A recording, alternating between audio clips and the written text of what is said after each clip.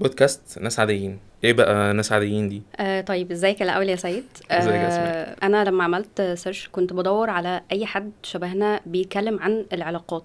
لقيت ان معظم اللي بيتكلموا عن العلاقات يا اما بيتكلموا من وجهة نظر كوتشنج اكتر، اللي هو بيحطوها في توبكس والمفروض تعمل 1 2 3، والناحية التانية المفروض تعمل 1 2 3. احنا عاملين توبكس على فكرة.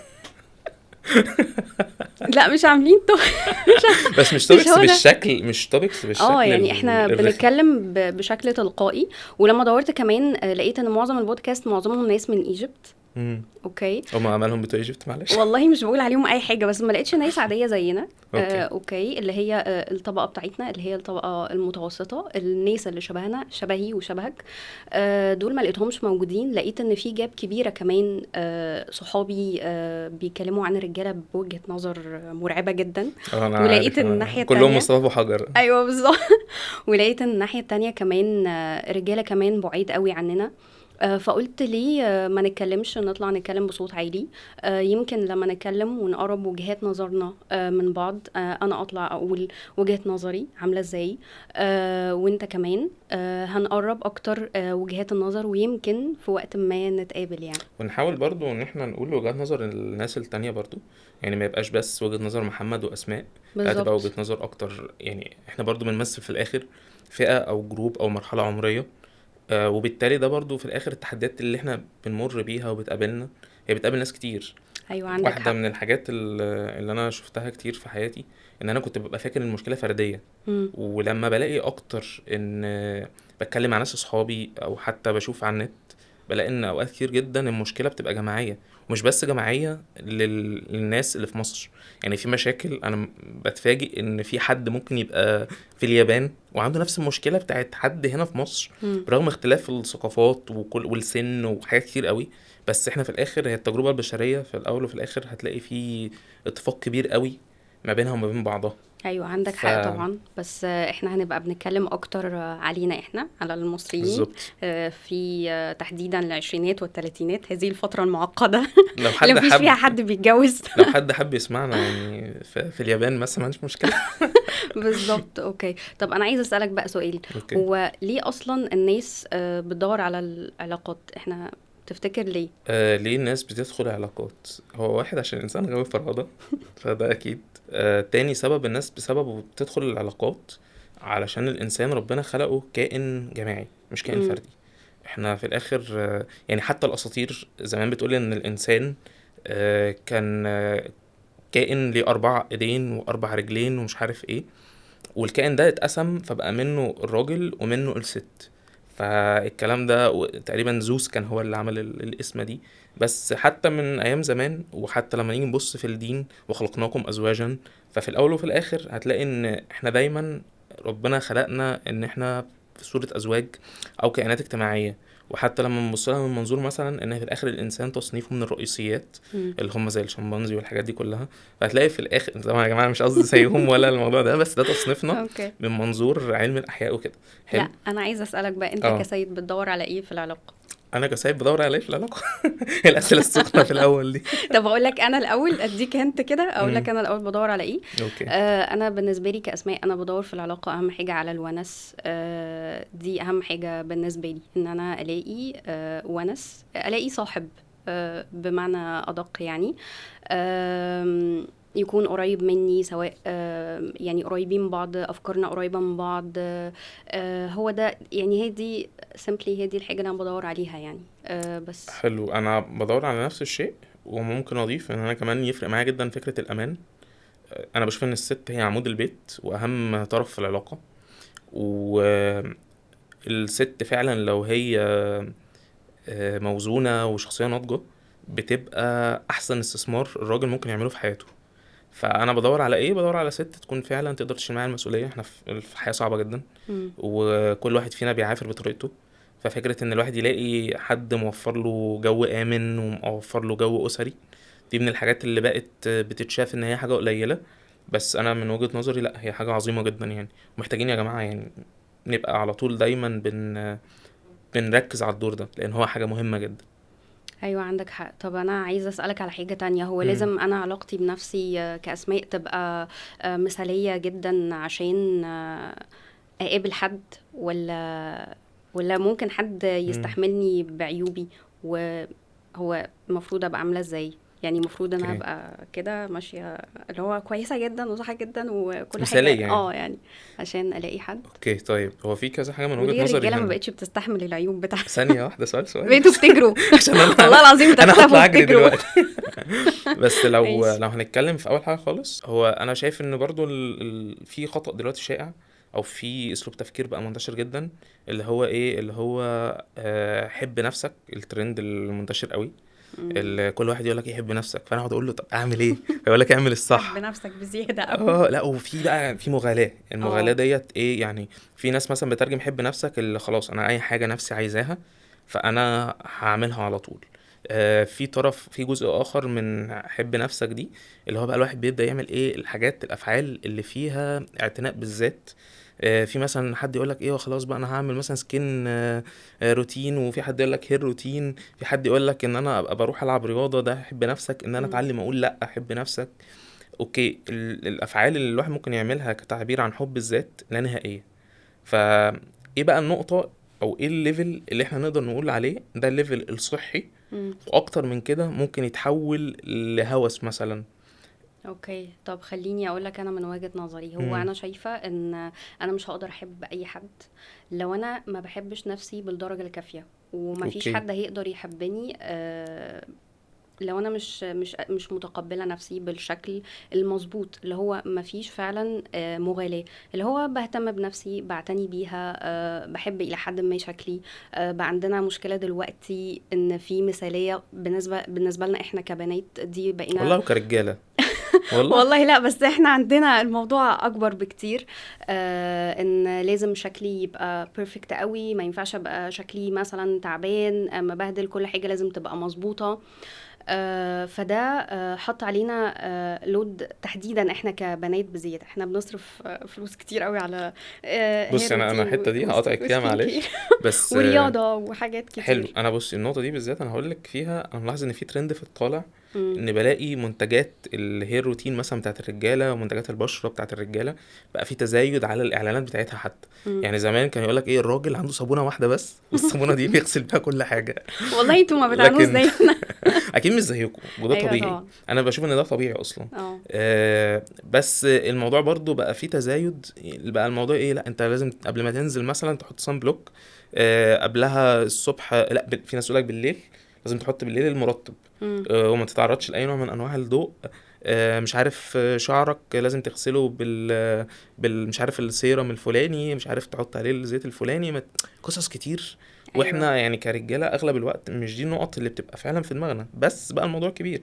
بقى في مثلا ترند كبير قوي وسط اصحابي بالذات في مرحله الثلاثينات، ان اي حد شعره بيبدا يخف مم. بيبدا ان هو يروح يزرع عايز شعر. يزرع شعر. تمام، لو حد دقنه خفيفه يروح برضو في عيادات التجميل، قصص كتير. مم. فهنا الهوس انا ايه ده شايف ان هو انتوا طلع اه عندكم والله نفس في المشكلة ضغط اهو. ما بتاعتنا. انا ما انا هنا عليكوا بقى، هنا عليكوا دوري لود، انا ما كنتش المفروض. اعرف ان انتوا عليكوا لود ما انا دوري لا. بقى ان انا ايه اوضح الرجاله يعني بتعاني ازاي.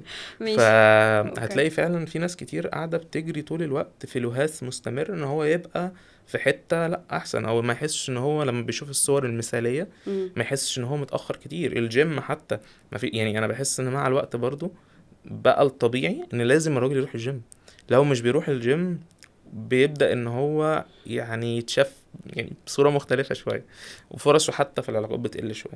و- ودي حاجة ما هي صادمة بس حقيقية للأسف. يعني خليني اقولك ان انا بالنسبه لي شايفه ان يعني الانسان يعتني بنفسه بالشكل اللي هو بالليمت اللي هو شايفه هيبقى فيه كويس ومظبوط. بمعنى ان انا مفروض مثلا كاسماء انا بحب مثلا ان انا اكل اكل صحي ليا انا لنفسي، انا مش بعمل ده عشان خاطر حد. بحب العب رياضه بالشكل اللي هو المظبوط، مش بحاجه اللي هي فيها نوع من انواع الهوس. بالليمت المعقول، ان انا بشتغل على نفسي، بطور من نفسي اكتر لنفسي برضو. انا بقى عندي سؤال مهم جدا، هو ليه انا دايما بشوف ان الستات هم اللي بيشتغلوا على نفسهم اكتر بكتير قوي تمام من رجاله. يعني دايما معظم امم. الكورسات اللي انا بحضرها سواء اي بقى كورسات كتابه، تصوير، حتى في الشغل او في اي حاجه، بلاقي ان دايما الستات اكتر بكتير والرجاله دايما اقل. ليه الست دلوقتي بقت بتشتغل على نفسها كتير قوي لدرجه ان هي وصلت عند ليميت معين اعلى من الراجل بكتير، والرجاله لسه ستيل لحد دلوقتي في اللي هو الليميت انا مختلف الادنى هنا او في اللي نقطة. تحت. يعني انا تحس ان هو مختلف هنا مكتفي، في انا حاجة. اصلا انا راجل، فاللي هو انا مش محتاج بقى اشتغل على نفسي لا انا مش بزياده. انا بحس لا بص، انا يعني. مش مقتنع بالنقطة دي بصراحة. انا اوكي. شايف ان الرجالة يا عيني برضو طلعان عينيهم. امم. خلينا نبص على الواقع اللي احنا فيه. الواقع اللي احنا فيه، اول نقطة، الراجل مطلوب منه ان هو يشقى، امم. يجيب شقة، يبقى عنده وظيفة فيها دخل كويس، مع الاسعار، مع الضغط الاقتصادي، مع حاجات كتير جدا تخلي الشباب في حالة يعني لهاس. هو امم. قاعد بيجري طول الوقت عشان يكفي تفاصيل صغيرة، مقارنة مثلا بقبل كده بأجيال أقدم. فالموضوع دلوقتي بقى أصعب كتير جدا عند الشباب. فدي امم. أول نقطة. تاني نقطة، الستات ممكن تكون مهتمة أكتر بالجانب النفسي، فدي حتة حقيقية جدا. بس برضو لما نيجي نفكر فيها، هل الرجالة ما بتشتغلش على نفسها في العموم؟ وهل دلوقتي مع ترندات الوعي النفسي، هل الرجالة ما بتدخلش تسأل؟ أنا ممكن بيبقى صعب أقولك قوي، بيبقى ثواني صعب قوي، ثواني. نادرا لما بلاقي راجل بيشتغل بص، على انا نفسه ممكن اقولك فعلا. في حتة ان الستات اكتر. امم. تمام، وده طبيعي، جزء برضو من الميول. اغلب الرجالة بيبقى عندها ميول ميكانيكية اكتر، هو يفرق معاها اكتر الحاجات الاشياء، بينما الستات حتى في تكوينها بيفرق معاها اكتر العلاقات والحاجات دي كلها. امم. ده بنسبة كبيرة. بس لا، انا بشوف يعني مثلا من اكبر دكاترة العلاقات هتلاقي مثلا دكتور زي محمد طه، ماشي، وفي ناس كتير جدا في الحاجة في المجالات دي هتلاقيهم مميزين جدا. فلما نيجي نفكر فيها هتلاقي كده، مين الجمهور اصلا بتاع دكتور محمد طه؟ هتلاقيه معظمه ستات. وفي رجاله كتير، انا لاحظت ان في رجاله كتير جدا.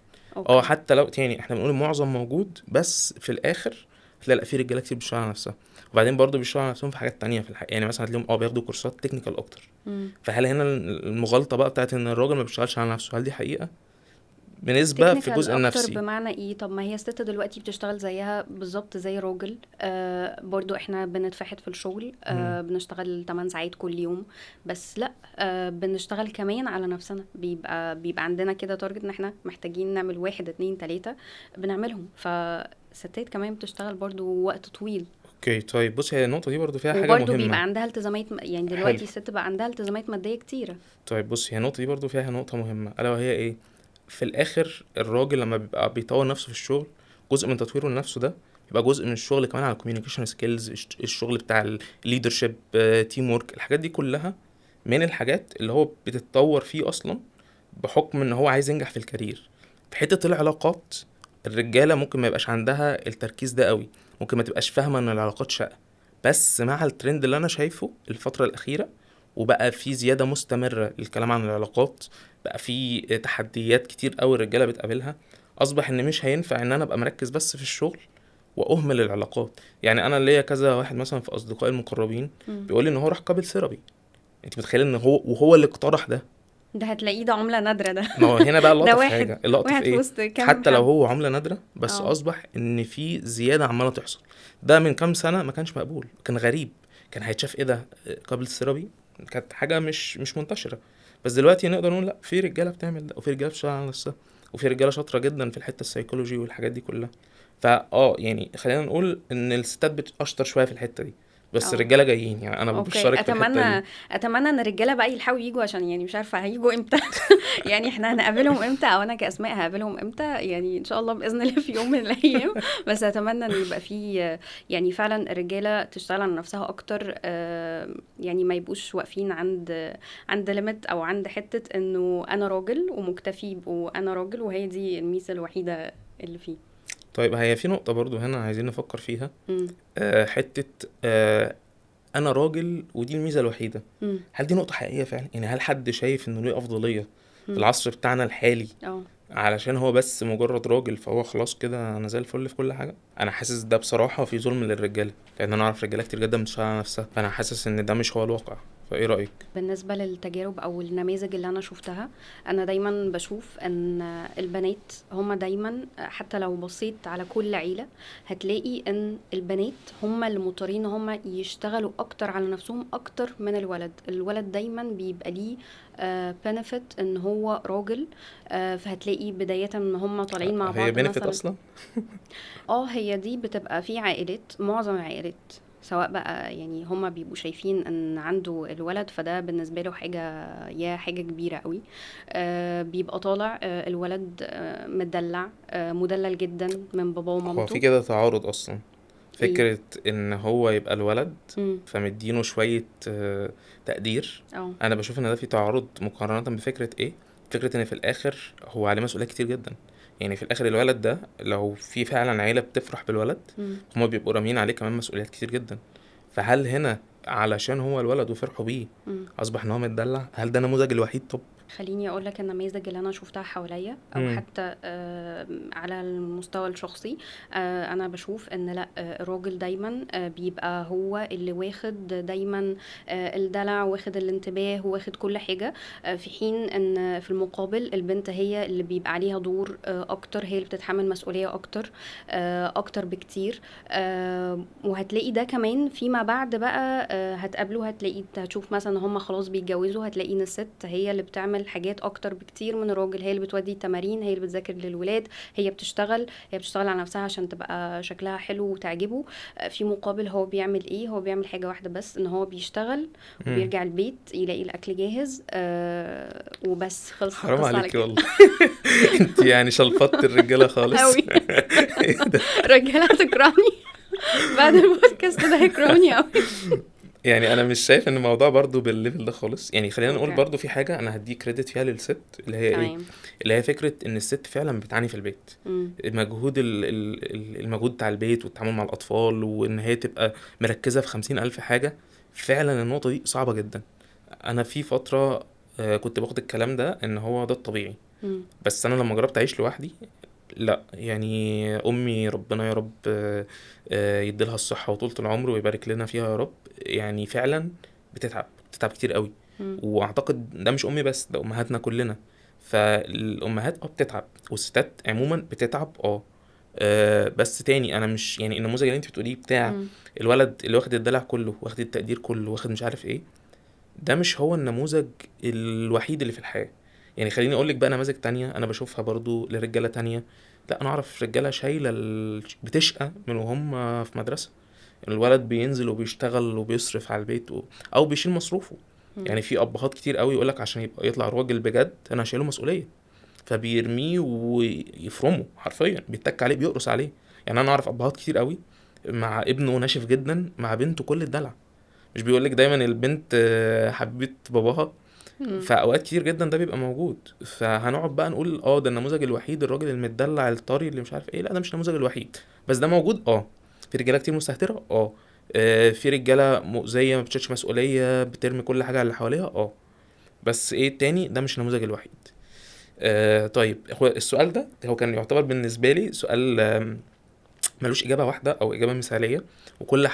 كل حد على حسب هو مر بايه في حياته هيشوف اجابه السؤال ده. بس خلينا نرجع خطوة لورا. احنا قلنا الأول خالص احنا بندخل العلاقات ليه؟ ده كان السؤال، واتكلمنا عن الدوافع، الأمان، الدفع، حاجات كتير، الصحوبية، حاجات امم. كتير قوي احنا بندور عليها في العلاقات. حلو. طيب دلوقتي بالنسبة للعصر اللي احنا فيه مقارنة بقبل كده، العلاقات أنا بشوف إن هي من الحاجات اللي اتطورت بنسبة كبيرة قوي عن زمان. آه، بس من السمات بتاعة تطورها مش كتير منها إيجابي. يعني ممكن نقول مثلا دلوقتي معدلات الطلاق بقت أكبر. فهل في حاجة حصلت زمان غلط كبيرة أدت للي احنا فيه دلوقتي، ولا امم. الموضوع بس ثقافة السرعة فخلاص بقى يلا كل حاجة شقلب واجري، فخلاص العلاقات زيها زي أي حاجة تانية في الحياة؟ بُص خلّيني أقول لك يعني من التجارب اللي أنا باشوفها حواليّا، أو لو هاتكلم أنا عن نفسي يعني. هي الفكرة إن ممكن زمان كانت الناس بتقبل بأقل الحاجات، يعني الست مثلًا بتقبل عادي، هي أولًا ما عندهاش مصدر رزق، فكان يعني جوزها هو مصدر الرزق الوحيد بالنسبة لها، فممكن تقبل حاجات كتير أوي وتعدّيها في مقابل إن الدنيا تستمر. صح. دلوقتي ما بقاش الستات بالشكل ده، لا، الست بقى عندها مصدر دخل. مم. وما بقتش بتقبل بأقل الحاجات، يعني لا، انا يعني استحق حاجة كويسة، في المقابل هي مش هترضى بأي حاجة. مم. آم، فبس يعني دي وجهة نظري البسيطة، ان الستات دلوقتي بقت بتشتغل على نفسها وبقى عندها مصدر رزق، فهي لو لقت ان الراجل اللي قدامها مش بيقدم لها الحاجة اللي هي محتاجاها فعلا، مش هتبقى مضطرة ان هي تكمل.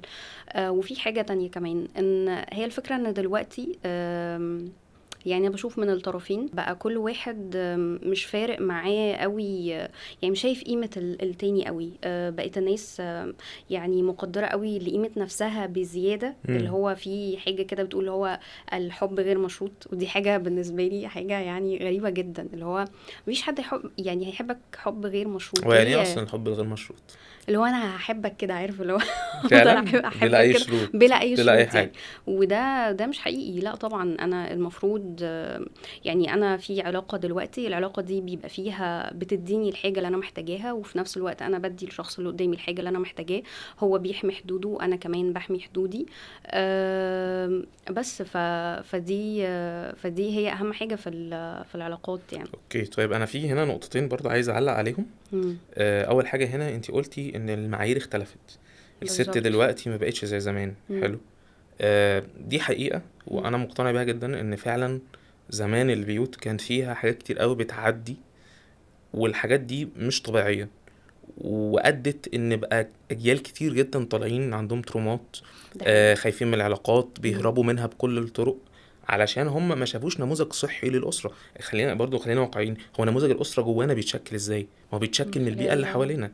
لو احنا الأهل. طلعنا في بيئة صحية، هنقدر ان احنا يبقى عندنا نموذج آمن اكتر. طب لو البيئة دي فيها قلق كتير وفيها حاجات كتير غلط، هتلاقي في الاخر اللي طالع شخص بيخاف من العلاقات، عنده نموذج مشوه مع الآخر. يعني في الاخر انا بالنسبه لي نموذج الست، اول ست في حياتي هي امي، مم. فانا نموذج الست جوايا بيبقى الام، والعكس مع البنت باباها. فلو هم فعلا شخصيات ناضجه، هتلاقي نماذج الست والراجل جوانا ما بقتش بتخوف، او مم. نماذج امنه، او نماذج شبه اللي احنا. وهتلاقينا على فكره تاني بننجذب حتى للناس اللي هم شبه اهالينا. أهالينا، أيوة ما عندك هي حق. دي بقى دي لعنه الاجيال. وده الخوف يعني. ده هو هنا تاني هو خوف، لان في الاخر الانسان بيبقى عايز يبعد عن اللي قبله، فبيحصل دايما سيناريو بالظبط. من اتنين. يا اما بتكرروا هو نفس السيناريو تاني. يا اما بتروح للنقيض. اللي هو وهنا ده أبعد حاجة. بالنسبه لي انا عندي معاه مشكله، ليه بقى؟ لان انت لما تروح للنقيض، انت هنا ما روحتش لنفسك، انت هنا رحت اكتر للسيناريو اللي هو في الاخر مربوط بالسيناريو الاولاني بتاعك. فانت ما شفتش انت فعلا محتاج ايه في اللحظه الحاليه، او مم. شخصيتك عامله ازاي، وبدات تبني عليها. فدي كانت اول نقطه. حلو. تاني نقطه حلو. بقى. اوكي انت كمل. كنت هتقولي حاجه. كنت ايه؟ هقولك انه عشان كده العلاقات دلوقتي بقت اصعب بكتير، ان فكرة العلاقة اللي هي العلاقة المثالية، احنا كلنا بقينا بندور على الاصح شكل، مم. فده بقى صعب الامور قوي بكتير علينا.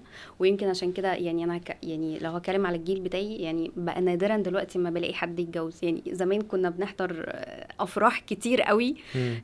دلوقتي لا، انا لو حضرت فرح لحد من اصحابي مثلا اللي حواليا ياه، دي حاجة نادرة جدا يعني. احنا كنا صح في نقطة بالنسبة اللي انت قلتيه، كنا شفنا الإحصائيات بتاعت معدلات الجواز مم. مقارنة بمعدلات الطلاق.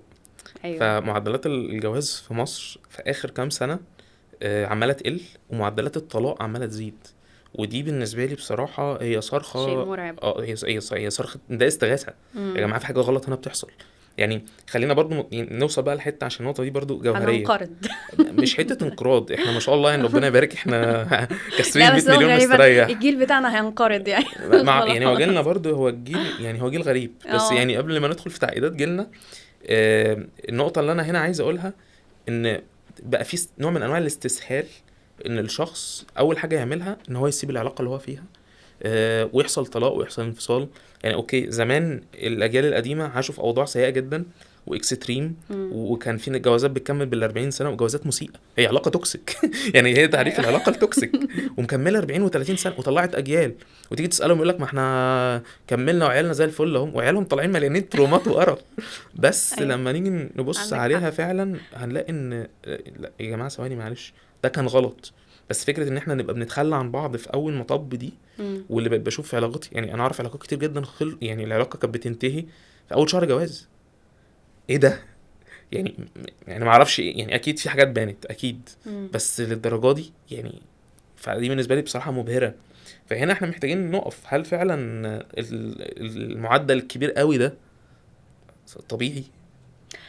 انا عايزه بقى اسالك سؤال في الحته دي، هو ليه اتفضلي. الرجاله دلوقتي ما بقتش زي زمان؟ زمان كنت امم. تلاقي الراجل بيحارب قوي عشان الست دي تحديدا، امم. ومش عارفه يعمل المستحيل عشان يوصل لها. امم. دلوقتي الراجل لو لقى يعني حاجه بسيطه جدا يطلع يجري ويهرب. ليه دلوقتي الرجاله ما بقاش عندها الصبر اللي كان عند رجاله زمان او عند اهالينا مثلا؟ ليه الراجل دلوقتي بقى اللي هو بيطلع يجري من اول حاجه، طيب يعني اول حاجه بصي، يقابلها؟ انا مش هقدر هنا في السؤال ده بالذات، مش هقدر اتكلم عن الرجاله عموما. اوكي.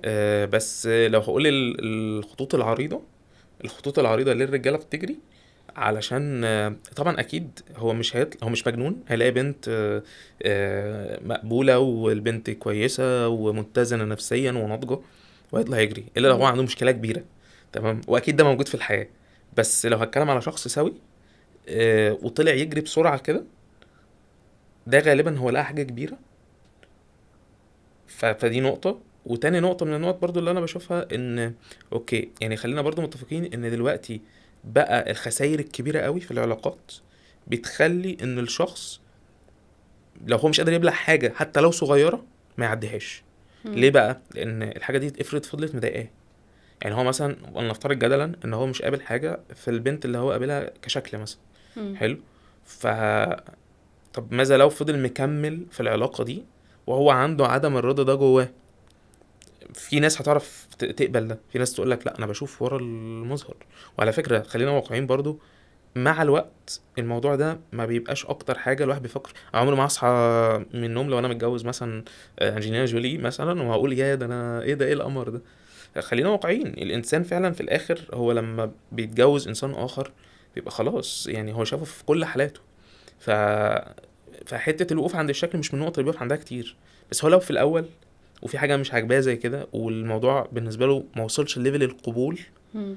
لا هو هنا من حقه ان هو يخلع. علشان تاني انا يعني انا مش مع فكره بقى ايه ان الحاجات ان نبني على غلط وبعد كده الدنيا تبوظ مننا. لو انت من الاول خالص شخص مش عاجبك ما تظلموش، ما تتعبوش معاك، شوف حد تاني يبقى عاجبه وهو كمان يشوف حد يستحقه يعامله معامله كويسه يبقى قابله، كلنا نحب ده. مم. بس فيعني انا يعني الملخص المفيد هنا الخسائر كبيره قوي، فالناس بتطلع تجري لو حاجه مش مناسباها. اوكي. طب خليني اسالك بقى، تفتكر في اول ديت امم. انت كسيد بتحكم ازاي، او المفروض يعني قولي كده في اول ديت ايه الحاجات اللي انت بتبقى محتاج تشوفها في البنت فتقارن امم. هي البنت دي عجباني؟ ايه اول حاجات بتبص لها مهمه احنا يعني؟ نطينا نطه كبيره كده ما بين العلاقات الاول ديت. حلو. اه خلينا طب نرجع احنا بقى كده هنفترض اه ان احنا عارفين نوصل لاول ديت. الحمد لله وصلنا. جينا عند يعني اول دي. لان في شباب كتير هم مش عارفين يوصلوا للمرحله دي، فاحنا ماشي نفترض ان اوكي. احنا نوصل لمرحله اول ديت. اول مرحله اللي هي التعارف في اول مره. مرحله التعارف يا امم. ستي. حلو. انا الانطباع الاول بالنسبه لي بيبقى مبني على اكتر الشخص بيتحرك ازاي قبل ما ينطق.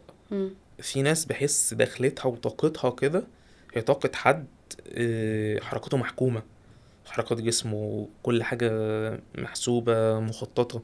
وفي حد بحسه عشوائي شوية، امم. وفي حد بحسه تلقائي. فالطاقة دي من الحاجات اللي ما بتدراش وتبان جدا. فدي أول حاجة أنا بلاحظها على الإطلاق، الشخص جاي بيتحرك إزاي قبل ما ياخد نفسه قبل ما يعمل أي حاجة.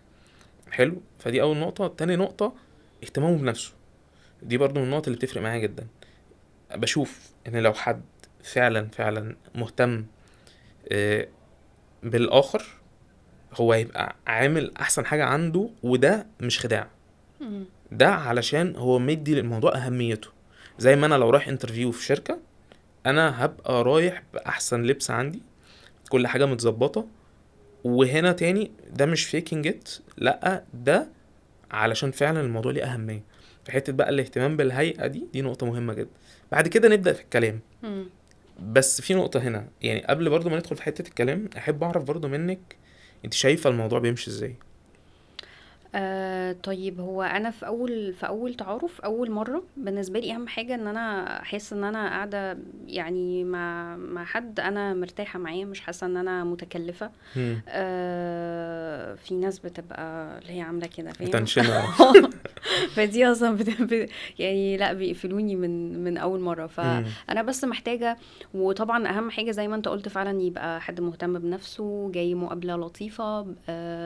يعني هي دي، يعني يبقى شكله حلو يعني الى حد هم. ما، او شكله مقبول بالنسبه لي. ايه الحاجات التانية؟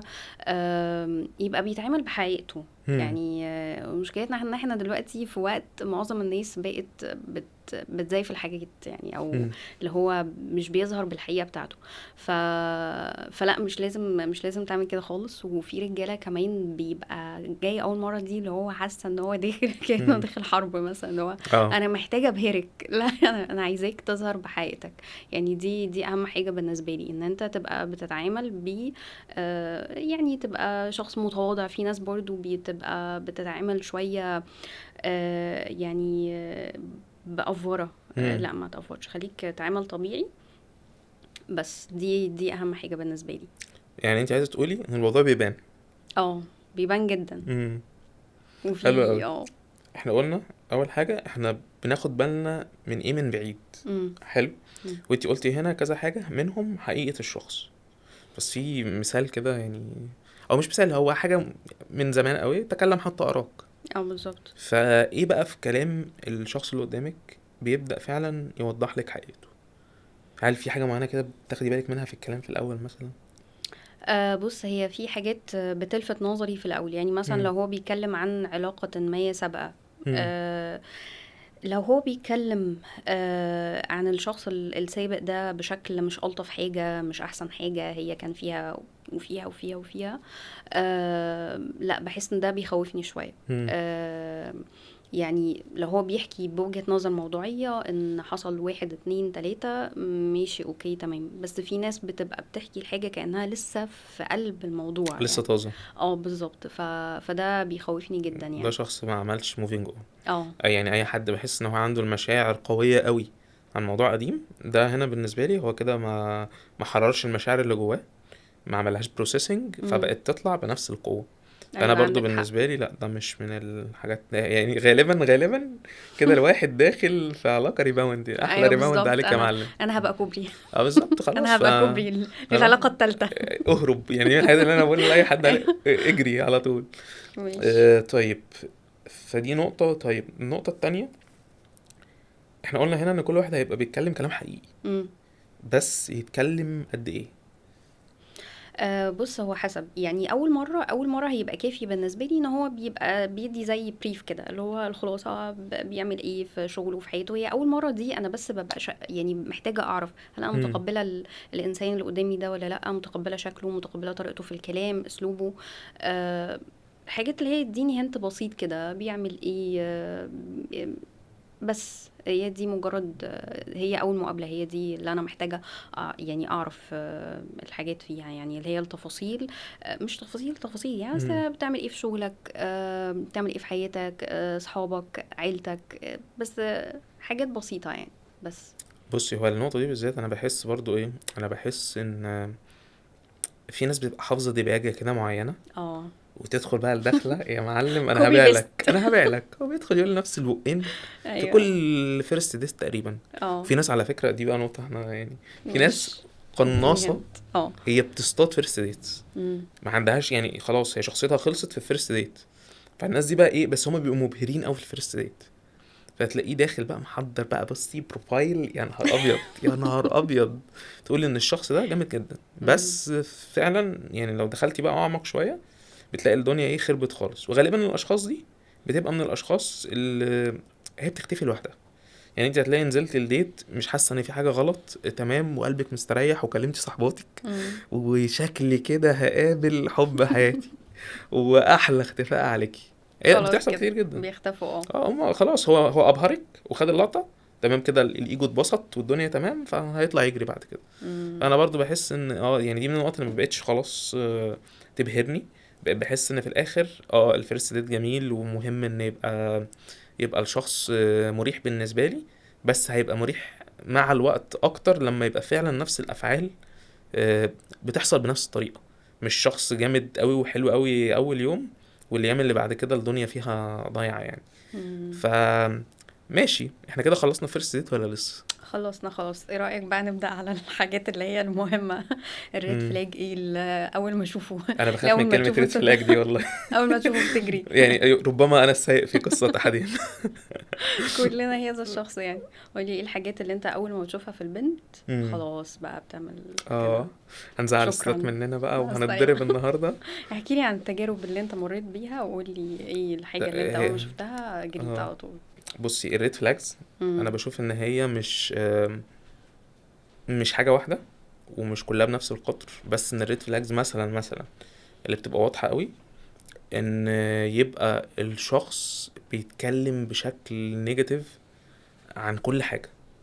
يعني في واحده مثلا اه. من اول ما هي داخله هي تقول لك ده الشارع وحش والدنيا زحمه والناس بتتخانق ومش عارف، في طاقه سلبيه دخلت مع الشخص بالنسبه لي. انا عايزه اطلع اجري انا عايز اجري، انا دلوقتي. خفت والله العظيم فعلا. في ناس تخوف كده، اللي هو لا ايوه. ايه ده، في ايه، ما بالراحه كده ونهدى.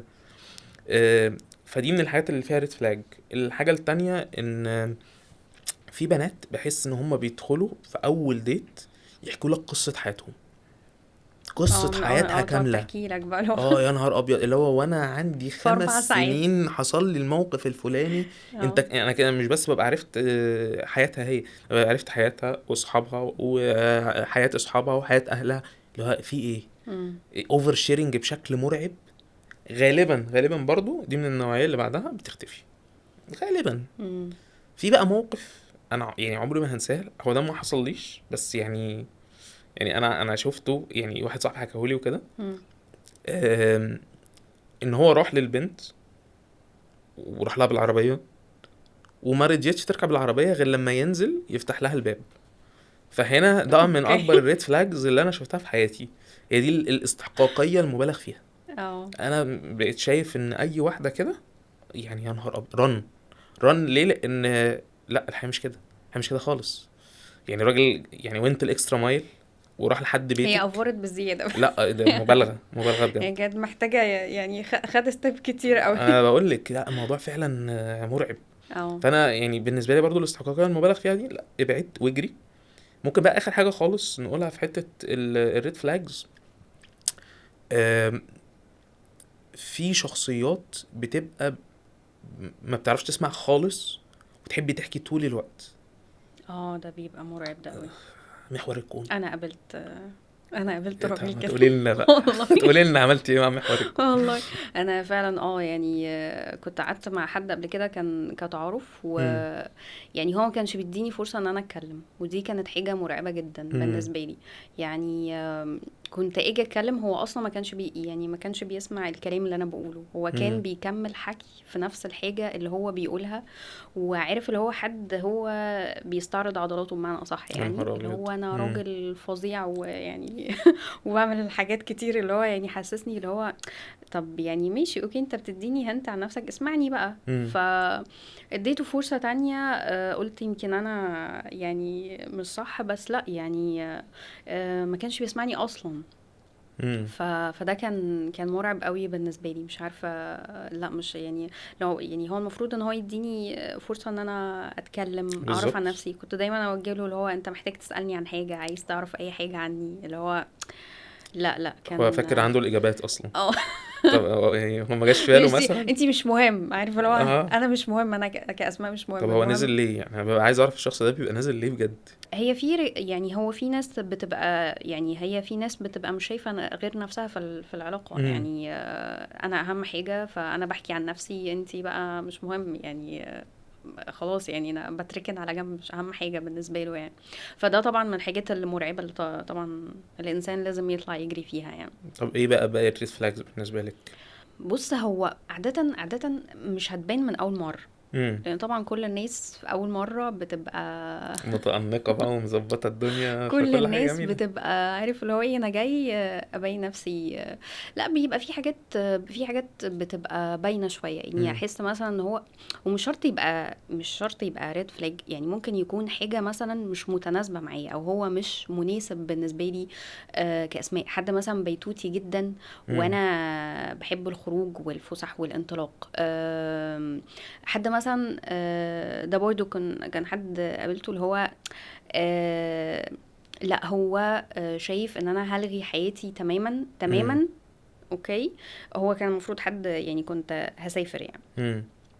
ف الجوازة اللي هي بتبقى جوازة مترتب اه عليها سفرية اه خليجي فانا عامة، كنت صح؟ بالظبط، فكنت بتكلم بقى اللي هي فكرة ايه، طب امم. انا عايزة اشتغل مثلا او كده. لا، فاللي امم. هو طب يعني اللي هو طب ايه، مش هيبقى عندي اي حياة او اي حاجة. ده بالنسبة لي برضو كان مرعب ان طب انت. انتي كنت موظفة ساعتها ولا ما كنتش موظفة؟ كنت باشتغل يعني، انا باشتغل. فبالنسبه لي ده كان شيء مرعب جدا. اللي هو امم. ماشي اوكي، انا ما عنديش مانع طبعا ان الحياه بتبقى اولويات، بس اللي هو انت عايزني الغي كل اللي انا عملته ده، كل الحياه دي تماما.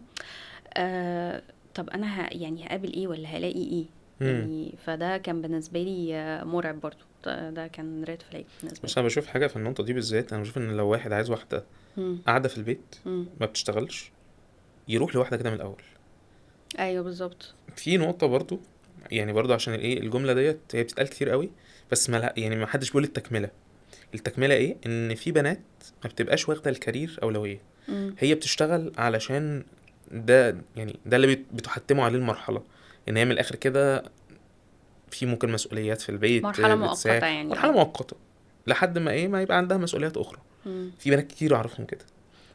بس الفكرة في الكلام، يعني ان في الاخر الشخصين يقعدوا بكل وضوح، هو يقول هو عايز ايه وانتي عايزة ايه، واللي مش مناسبه شيء يتكلم فيه. ده ايوه من وجهة عندك نظري حق. بصراحة اللي بيظبط القصة دي. طيب خلينا بقى نروح لحاجة تانية. اوكي. احنا كده اتكلمنا عن الريد فلاجز، مم. تعالي نتكلم بقى عن حاجة إيجابية شوية، عشان أنا ايوه. زهقت من الكلام عن الريد فلاجز والله. نتكلم عن الحاجات الحلوة. اه بالظبط، ايه الجرين فلاجز طب؟ بالنسبة لي، ايوه. يعني انا اقول حاجة يعني بدور عليها في الراجل مثلا، او الحاجات اللي هتبقى بالنسبة لي مريحة، انه يبقى بيتكلم بشكل متواضع، عارف يعبر عن نفسه. هم. زي ما انت قلت، مش طول الوقت اللي هو حد عايش بقى في دور الضحية، وانا الدنيا جت عليا وانا الناس كلها بتكرهني وعيلتي بتكرهني ومش عارف ايه. هم. لا، يبقى بيتكلم عن نفسه بشكل، والناس اللي حواليه كمان. انا بحب يعني بيطمني جدا ان الراجل يبقى بيتكلم عن عيلته، سواء مامته او باباه او اخواته، بشكل كويس. هم. مفيش حد كامل اكيد طبعا يعني، بس يبقى بيتكلم عن عيلته بشكل كويس. يبقى بيحب شغله، لحد ما عنده درجة من درجات قبول لنفسه، بيحب نفسه، عنده ثقة. بس اللي هو مش حد بالمعنى مش طاووس. الدارج اللي هو بيتنطط يعني. اللي اه. هو لا لا، ما تعملش كده. اللي هو تكلم عن نفسك بطريقة متواضعة. بس يعني دي بالنسبة لي كل دي. وان انا احس مع الانسان اللي قدامي، طبعا دي مش بتيجي من اول مرة. هم. دي بتيجي من يعني من تانية او تالتة، ان انا احس مع الانسان اللي قدامي حاسة فيه نوع من انواع الامان او الراحة يعني. هم. كل دي علامات، وان هو مش هيلغيني انا كانسان يعني. حلوة حتة مش يلغيني أو دي. مش يعني بحس دايما يعني معظم الناس انا قابلتها هو عايز هو ده يلغي. برضو بحس ان هو خوف عندنا كلنا، يعني بحس في الاخر كلنا خايفين يتلغي، اه. محدش عايز يدخل في علاقة ينسى فيها نفسه. وخاصة ان تاني احنا شفنا في الاجيال اللي قبل كده ان ناس كتير قوي كانت بتشوف التضحية والايثار المبالغ فيه مم. ان ده من اعلى منازل الحب. بس في الحقيقة دلوقتي اغلب عصرنا الناس بتتكلم فيه بتقول لا، ان انا ابقى مهتم بنفسي مش ناسي نفسي وسط زحمة اليوم، وسط متطلبات الحياة، لا دي حاجة مهمة جدا. ليه؟ لان في الاخر يعني يعني خلينا نقولها ببساطة، الكبير لازم يتظبط عشان يظبطكم. فاحنا من الاخر كده مش هينفع ايوه. ان انا يعني ابقى الدنيا عندي تعبانة خالص ومتبهدل وهتعامل مع اللي حواليا بشكل كويس، ده صعب جدا.